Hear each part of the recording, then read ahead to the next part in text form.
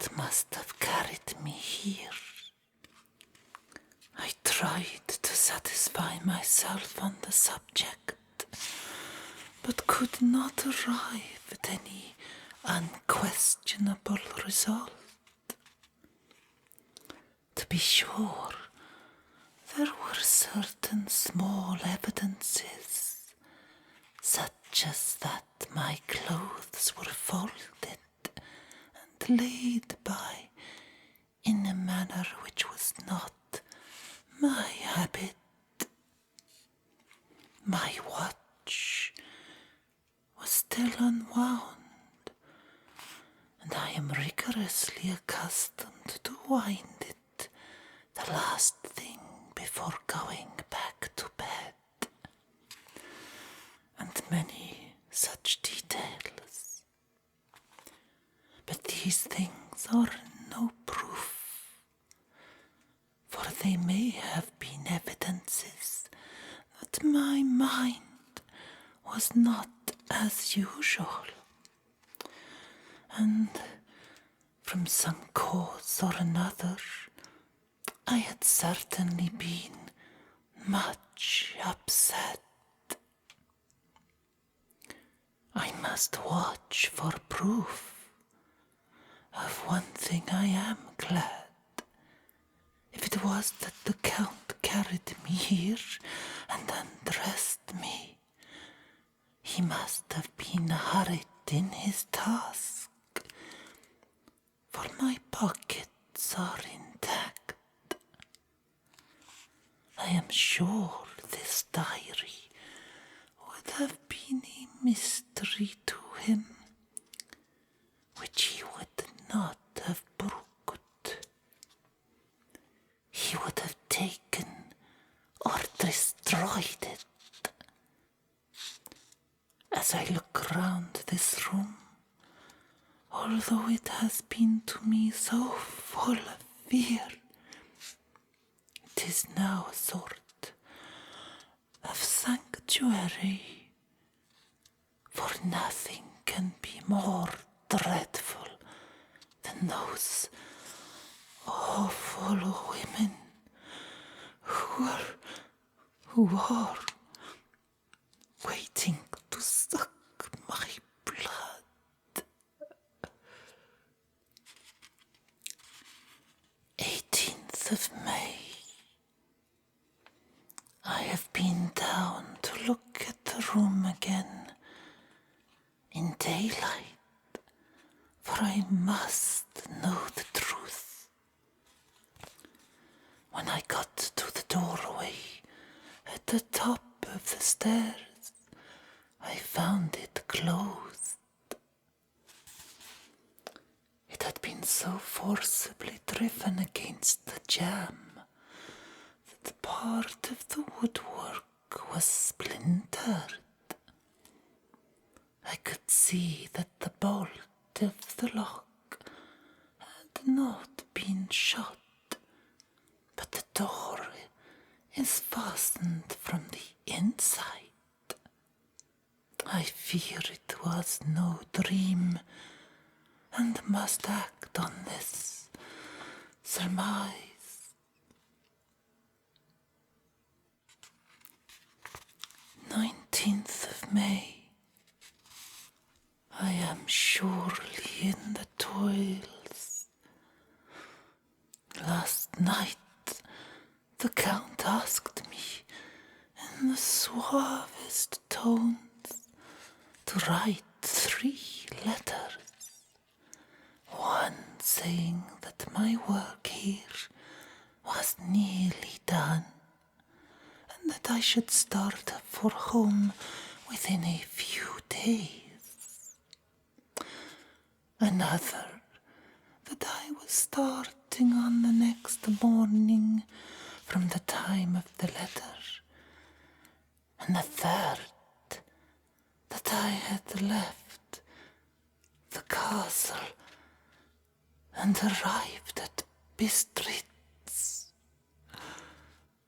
I would fain have rebelled, but felt that in the present state of things It would be madness to quarrel openly with the Count whilst I am so absolutely in his power, and to refuse would be to excite his suspicion and to arouse his anger. He knows that I know too much, and that I must not live, lest I be dangerous to him. My only chance is to prolong my opportunities.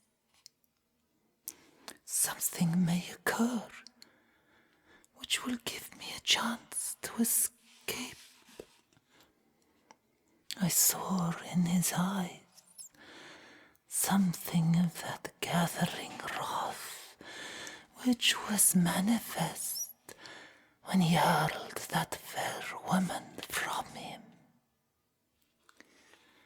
He explained to me that posts were few and uncertain, and that my writing now would ensure ease of mind to my friends.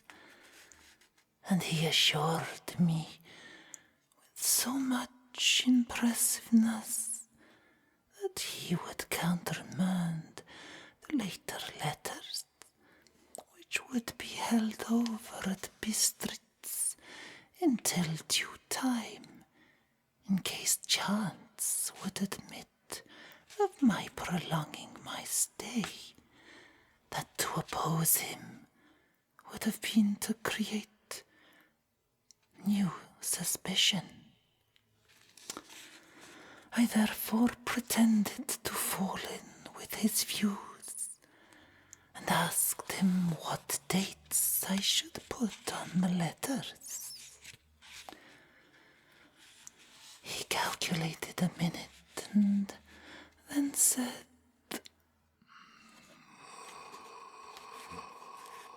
"The first should be June the 12th.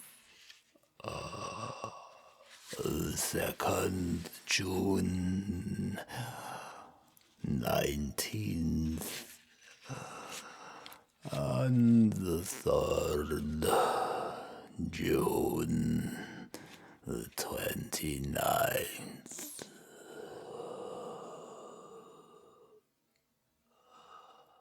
I know now the span of my life. God help me.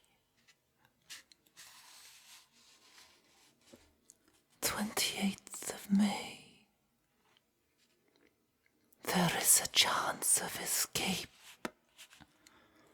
or at any rate of being able to send word home. A band of Sikani have come to the castle and are encamped in the courtyard. These Sikani are gypsies. I have notes of them in my book. They are peculiar to this part of the world, though allied to the ordinary gypsies of the world over. There are thousands of them in Hungary and Transylvania, who are almost outside all law. They attach themselves as a rule to some great noble or boyar and call themselves by his name. They are fearless and without religion, save superstition, and they talk only their own varieties of the Romany tongue. I shall write some letters home, and shall try to get them to have them posted. I have already spoken them through my window to begin acquaintanceship. They took their hats off and made obeisance and many signs, which, however, I could not understand any more than I could their spoken language. I have written the letters. Miner's is in shorthand, and I simply ask Mr. Hawkins to communicate with her. To her I have explained my situation, but without the horrors which I may only surmise. It would shock and frighten her to death were I to expose my heart to her. Should the letters not carry, then the Count shall not yet know my secret or the extent of my knowledge.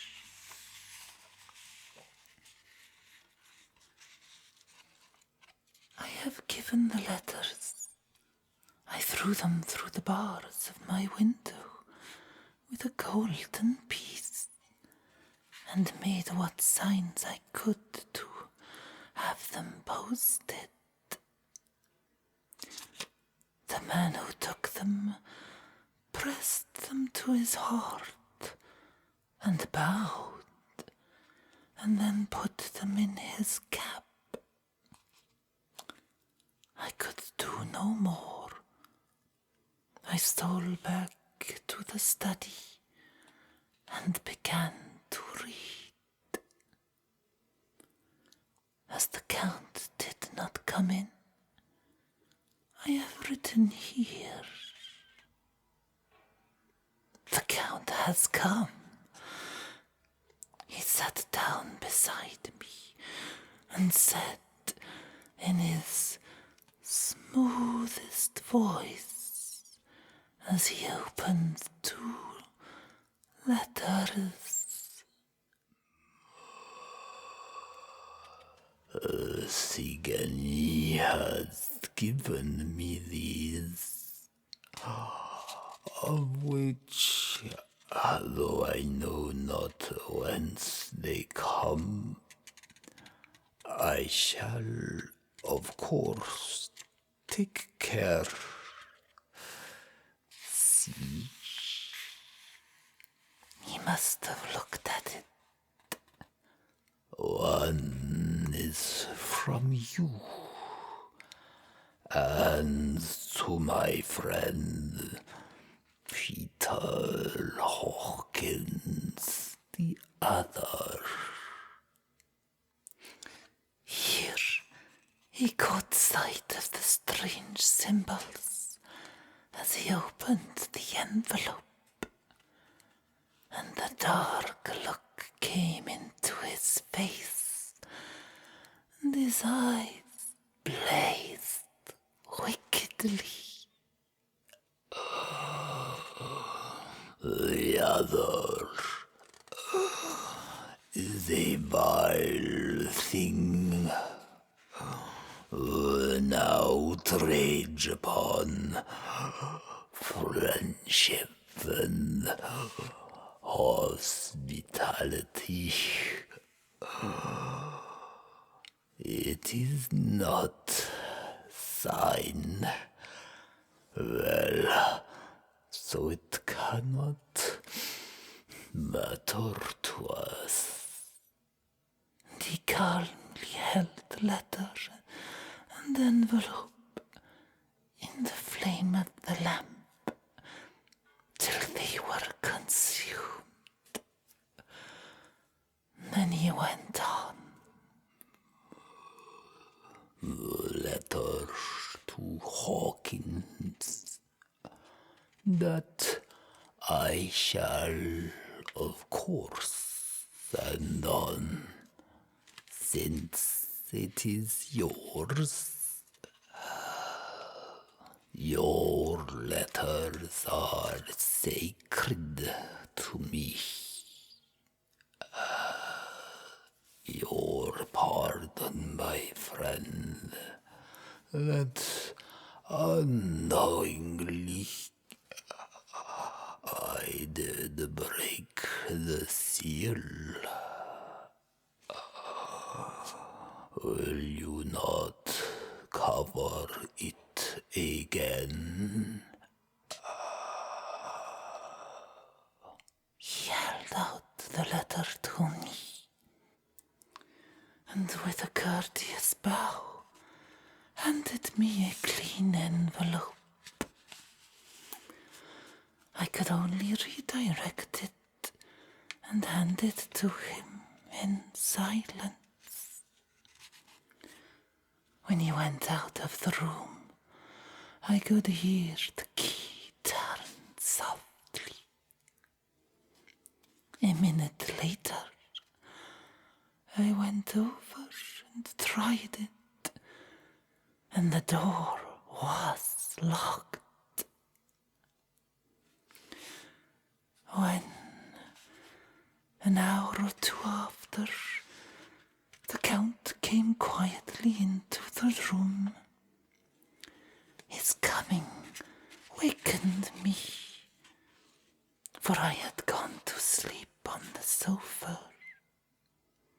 He was very courteous and very cheery in his manner, and seeing that I had been sleeping, he said, So, my friend, are you tired? Get to bed. There is the surest rest. I may not have the pleasure to talk tonight, since there are many labors to me. But you will sleep, I pray. I passed to my room and went to bed, and, strange to say, slept without dreaming. Despair has its own calms. 31st of May. This morning, when I woke, I thought I would provide myself with some paper and envelopes from my bag and keep them in my pocket so that I might write in case I should get an opportunity. But again, a surprise, again, a shock. Every scrap of paper was gone, and with it all my notes, my memoranda relating to railways and travel, my letter of credit. In fact, all that might be useful to me were I once outside the castle.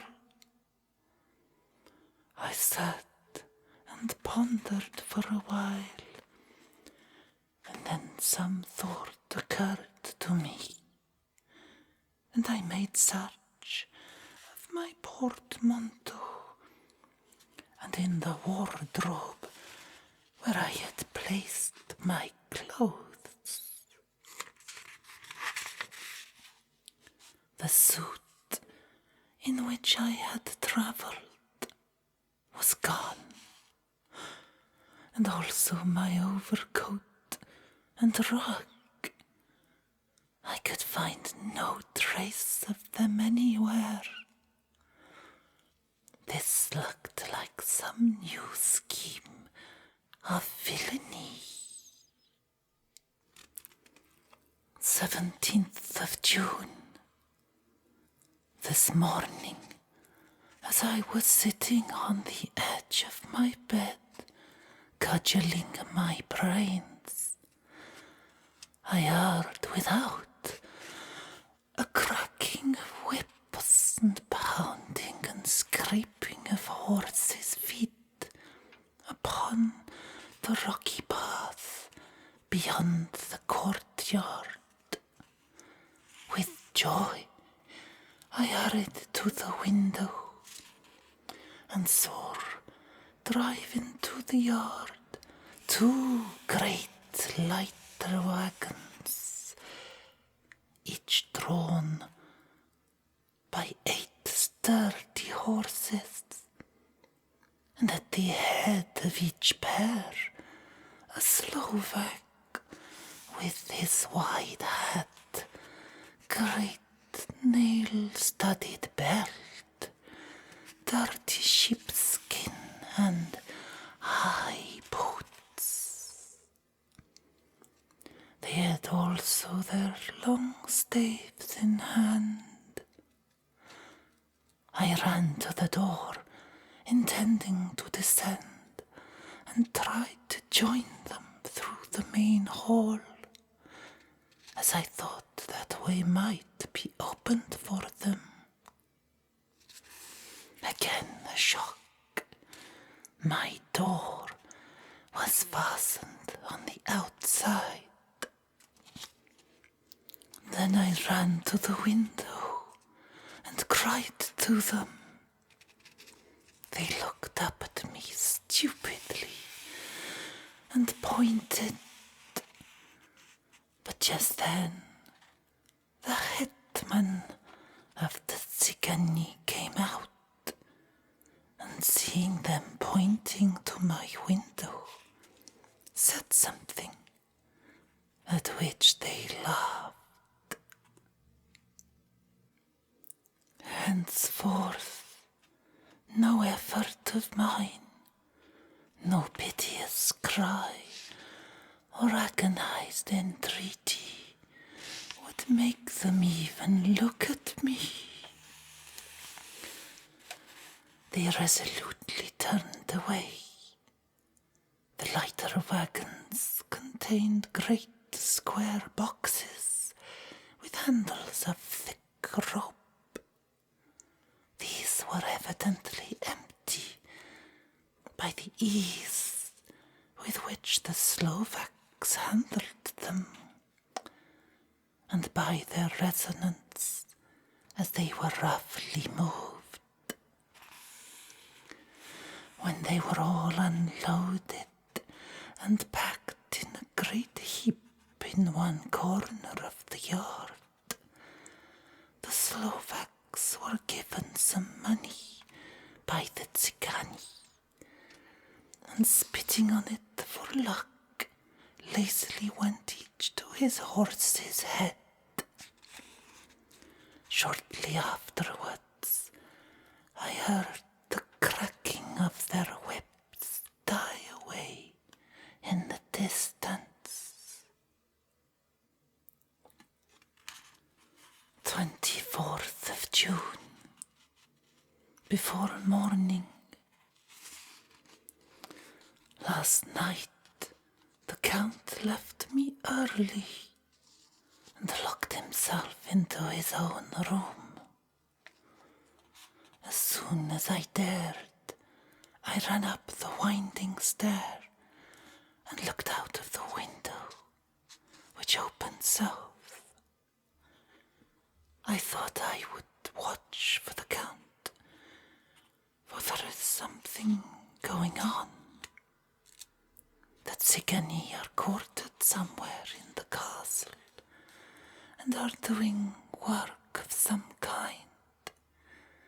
I know it, for now and then I hear a far away, muffled sound as of mattock and spade, and wherever it is, it must be the end of some ruthless villainy. I had been at the window somewhat less than half an hour when I saw something coming out of the Count's window. I drew back and watched carefully, and saw the whole man emerge. It was a new shock to me to find that he had on the suit of clothes which I had worn whilst travelling here, and slung over his shoulder the terrible bag which I had seen the woman take away. There could be no doubt as to his quest, and in my garb too. This, then, is his new scheme of evil, that he will allow others to see me as they think, so that he may both leave evidence that I have been seen in the towns or villages posting my own letters, and that any wickedness which he may do shall by the local people be attributed to me. It makes me rage to think that this can go on, and whilst I'm shut up here, a veritable prisoner, but without the protection of the law, which is even a criminal's right and consolation. I thought I would watch for the Count's return, and for a long time sat doggedly at the window. Then I began to notice that there were some quaint little specks floating in the rays of the moonlight. They were like the tiniest grains of dust, and they whirled round and gathered in clusters in a nebulous sort of way. I watched them with a sense of soothing, and a sort of calm stole over me. I leaned back in the embrasure in a more comfortable position, so that I could enjoy more fully the aerial gambolling. Something made me start up. A low, piteous howling of dogs somewhere far below in the valley, which was hidden from my sight. Louder it seemed to ring in my ears, and the floating motes of dust to take new shapes to the sound as they danced in the moonlight. I felt myself struggling to wake to some call of my instincts. Nay, my very soul was struggling, and my half-remembered sensibilities were striving to answer the call. I was becoming hypnotized. Quicker and quicker danced the dust. The moonbeams seemed to quiver as they went by me into the mass mass of gloom beyond. More and more they gathered, till they seemed to take dim phantom shapes. And then I started, broad awake and in full possession of my senses, and ran screaming from the place. The phantom shapes, which were becoming gradually materialized from the moonbeams, were those of the 3 ghostly women to whom I was doomed. I fled and felt somewhat safer in my own room, where there was no moonlight and where the lamp was burning brightly. When a couple of hours had passed, I heard something stirring in the Count's room. Something like a sharp wail, quickly suppressed, and then there was silence, deep, awful silence, which chilled me. With a beating heart, I tried the door, but I was locked in my prison and could do nothing. I sat down and simply cried. As I sat, I heard a sound in the courtyard without, the agonized cry of a woman. I rushed to the window and, throwing it up, peered out between the bars. There, indeed, was a woman with dishevelled hair, holding her hands over her heart as one distressed with running. She was leaning against the corner of the gateway. When she saw my face at the window, she threw herself forward and shouted in a voice laden with menace, "Monster, give me my child." She threw herself on her knees and, raising up her hands, cried the same words in tones which wrung my heart. Then she tore her hair and beat her breast and abandoned herself to all the violences of extravagant emotion.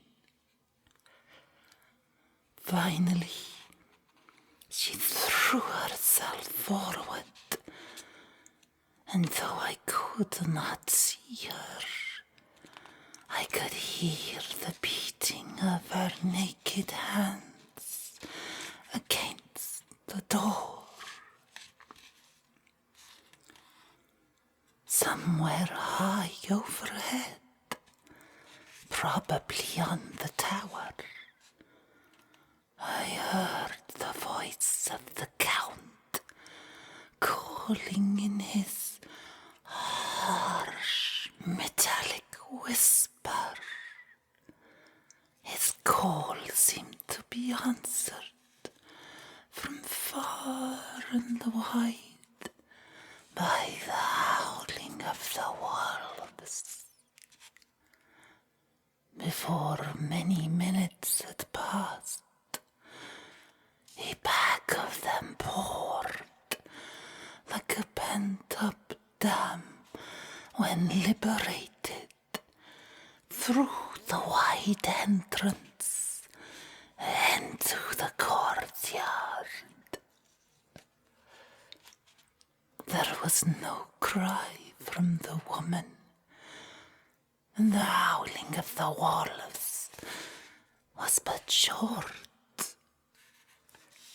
Before long, they streamed away, singing, licking their lips. I could not pity her, for I knew now what had become of her child, and she was better dead. What shall I do? What can I do? How can I escape from this dreadful thrall of night and gloom and fear?